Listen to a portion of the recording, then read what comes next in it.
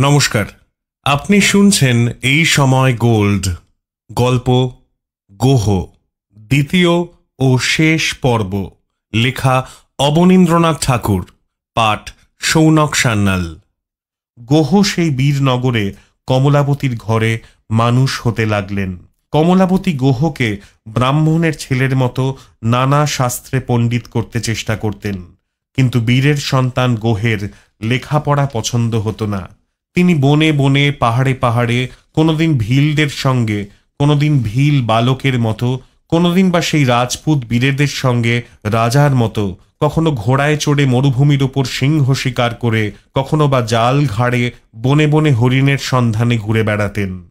মালিয়া পাহাড়ের নিচে বীরনগর, সেখানে যত শিষ্ট, শান্ত, নিরীহ ব্রাহ্মণের বাস।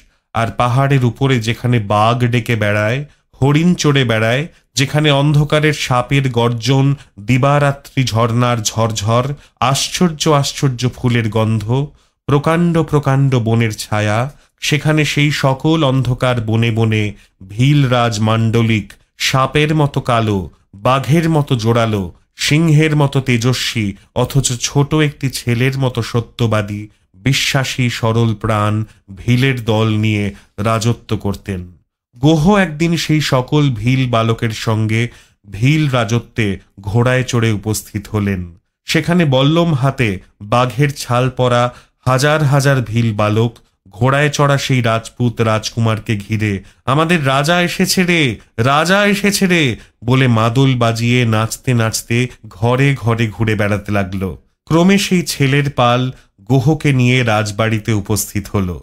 তখন খোঁড়োচালের রাজবাড়ি থেকে ভিলদের রাজা বুড়ো মাণ্ডলিক বেরিয়ে এসে বললেন, "আরে, কোথায় রে তোদের নতুন রাজা?" ছেলের পাল গোহকে দেখিয়ে দিলে। তখন সেই বুড়ো ভিল গোহকে অনেকক্ষণ দেখে বললেন, "ভালো ভালো, নতুন রাজার কপালে তিলক লিখে দে।" তখন একজন ভিল বালক নিজের আঙুল কেটে বুড়ো রাজা মাণ্ডলিকের সামনে রক্তের ফোঁটা দিয়ে গোহের কপালে রাজ তিলক টেনে দিল। ভিলদের নিয়মে সে রক্তের তিলক মুছে দেয় এমন সাধ্য কারণেই গোহ সত্য সত্যই রাজা হয়ে ভিলদের রাজসভায় বুড়ো রাজার কাঠের রাজ সিংহাসনের ঠিক নিচে একখানি ছোট পিঁড়ির ওপর বসলেন। এই পিঁড়িখানি অনেকদিন শূন্য পড়েছিল, কারণ মাণ্ডলিক চিরদিন নিঃসন্তান। তার দীন ও দুঃখী সামান্য প্রজা, তাদের ঘর আলো করা কালো বাঘের মতো কালো ছেলে। কিন্তু হায়, রাজার ঘর চিরদিন অন্ধকার, চিরকাল শূন্য ছিল। সেদিন যখন সমস্ত ভিলদের মধ্যস্থলে রক্তের তিলক পরে গোহ যুবরাজ হয়ে পীড়ে বসলেন, তখন বুড়ো মাণ্ডলিকের দুই চক্ষু সেই সুন্দর রাজকুমারের দিকে চেয়ে আনন্দে ভেসে গেল। ভিলরাজের এক ছোট ভাই ছিলেন। 10 বৎসর আগে একদিন কি জানি কি নিয়ে দুই ভাইয়ের খুব ঝগড়া হয়েছিল। সেই থেকে বিচ্ছেদ, দেখাশোনা পর্যন্ত বন্ধ ছিল। গোহ যুবরাজ হবার দিন মাণ্ডলিকের ছোট ভাই হিমালয় পর্বত থেকে ভিল রাজত্বে হঠাৎ ফিরে এলেন। এসে দেখলেন রাজপুতের ছেলে যুবরাজের আসন জুড়ে বসেছে। রাগে তার সর্বাঙ্গ জ্বলে গেল। তিনি রাজসভার মাঝে মাণ্ডলিককে ডেকে বললেন, "এরে ভাইয়া, বুড়ো হয়ে কি তুই পাগল হয়েছিস? বাপের রাজ্যি ছেলেতে পাবে, তোর ছেলে হলো না, তোর পরে আমি রাজা। রাজপুতের ছেলেকে পিড়ে বসালি কি বলে?" মাণ্ডলিক বললেন, "ভাইজি, ঠান্ডা হও।" ভাইরাজ বললেন, "ঠান্ডা হব যেদিন তোরে আগুনে পোড়াবো।" এই বলে মাণ্ডলিকের ভাইজি রাগে ফুলতে ফুলতে রাজসভা থেকে বেরিয়ে গেলেন। মাণ্ডলিক বললেন, "দূর হ, আজ হতে তুই আমার শত্রু হলি।" তারপর সোজা হয়ে সিংহাসনে বসে গোহকে নিজের কোলে তুলে নিয়ে সমস্ত ভিল সর্দারদের ডেকে গোহের কপালে হাত দিয়ে শপথ করালেন, যেন সেই দিন থেকে সমস্ত ভিল সর্দার আপদে বিপদে, সুখে দুঃখে গোহকে রক্ষা করে। গোহর শত্রু যেন তাদেরও শত্রু হয়। তারপর রাজসভা ভঙ্গ হল। অনেক আমোদ আহ্লাদ করে গোহ বীরনগরে ফিরে গেলেন। সেই দিন কি ভেবে গভীর রাত্রে ভিলরাজ মাণ্ডলিক গোহের কাছে চুপি চুপি গিয়ে বললেন, "গোহ, আমি তোকে ছেলের মতো ভালোবাসি। তোকে আমি রাজা করেছি, তোর ছুরিখানা আমায় দে, আমি নিজের হাতে তোর শত্রুকে মেরে আসব। গোহ কোমর থেকে নিজের নাম লেখা ধারালো ছুরি খুলে দিলেন। ভীলরাজ সেই ছুরি হাতে বেরিয়ে পড়লেন। পাহাড়ের গায়ে তখন জোনাকি জ্বলছে, ঝিঝি ডাকছে, দূরে দূরে দু একটা বাঘের গর্জন শোনা যাচ্ছে। মান্ডলিক সেই ছুরি হাতে রাত দুপুরে ভাই রাজার দরজায় ঘা দিলেন। কারো সাড়া শব্দ নেই। ভীলরাজ ধীরে ধীরে ভাইয়ের ঘরে প্রবেশ করলেন। দেখলেন তার ছোট ভাই সামান্য ভিলের মতো মাটির উপরে এক হাত মুখ ঢেকে পড়ে আছেন। ভীলরাজের প্রাণে যেন হঠাৎ ঘা লাগল। তিনি কালো পাথরের পুতুলটির মতো ছোট ভাইয়ের সুন্দর শরীর মাটির উপর পড়ে থাকতে দেখে আর চোখের জল রাখতে পারলেন না। মনে ভাবলেন, আমি কি নিষ্ঠুর! হায়, ছোট ভাইয়ের রাজ্য পরকে দিয়েছি, আবার কিনা শত্রু ভেবে ঘুমন্ত ভাইকে মারতে এসেছি। মান্ডলিক 20 বৎসরের সেই ভীল রাজকুমারের মাথার শিয়রে বসে ডাকলেন, ভাইয়া। একবার ডাকলেন, দুবার ডাকলেন, তারপর মুখের কাছ থেকে তার নিটোল হাতখানি সরিয়ে নিয়ে ডাকলেন, ভাইয়া। কোনো উত্তর পেলেন না। তখন বুড়ো রাজা ছোট ভাইয়ের মুখের কাছে মুখ রেখে তার কোকড়া কোকড়া কালো চুলে হাত বুলিয়ে বললেন, ভাইয়া, রাগ করেছিস? ভাইয়া, আমার সঙ্গে কথা কইবি নে ভাইয়া? আমি তোর জন্য হিমালয়ের 8খানা জয় করে রেখেছি, সেইখানে তোকে রাজা করব। তুই উঠে বস, কথা ক। ওরে ভাই, কেন তুই এই 10 বছর আমায় ছেড়ে পাহাড়ে পাহাড়ে ঘুরে বেড়ালি? কেন আমার কাছে কাছে চোখে চোখে রইলি নে ভাই? আমি সাধ করে কি রাজপুতের ছেলেকে ভালোবেসেছি?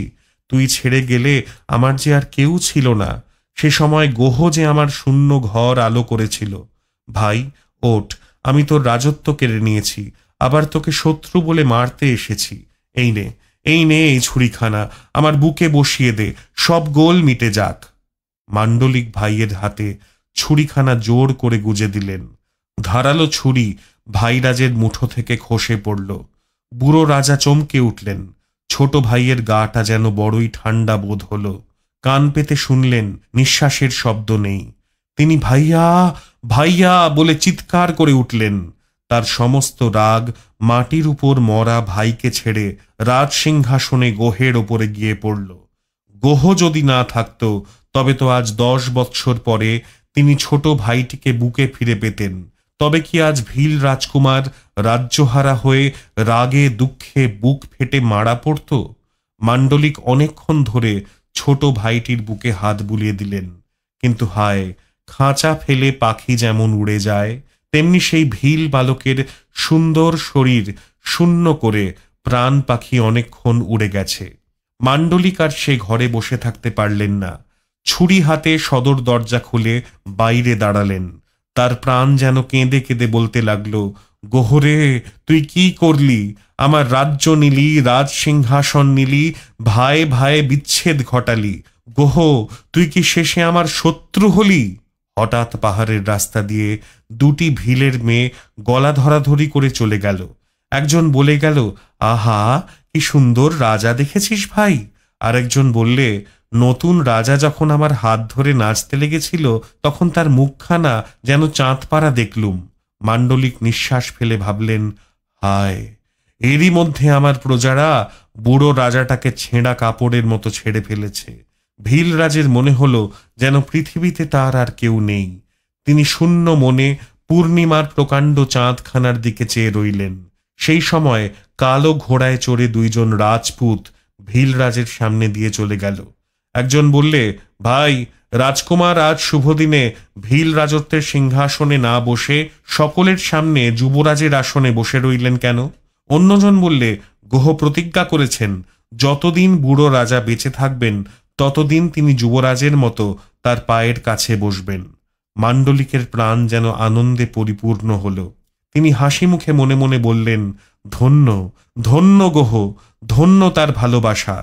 হঠাৎ সেই অন্ধকারে কার নিঃশ্বাসের শব্দ শোনা গেল।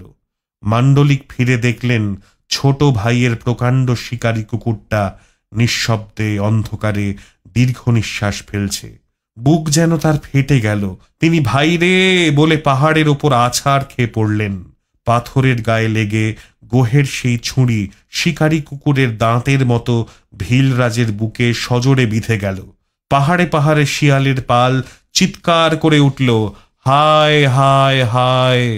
পরদিন সকালে একজন রাজপুত পাহাড়ের পথে বীরনগরে যেতে যেতে এক জায়গায় দেখতে পেলেন ভীলরাজের রক্তমাখা দেহ, বুকে মহারাজ গোহের ছুরি বেঁধা। রাজপুত সেই ছুরি হাতে গোহের কাছে এসে বললেন, মহারাজ, করেছ কি? আশ্রয়দাতা চিরবিশ্বাসী ভীলরাজকে খুন করেছ। গোহ তৎক্ষণাৎ সেই রাজপুতের মাথা কেটে ফেলতে হুকুম দিলেন।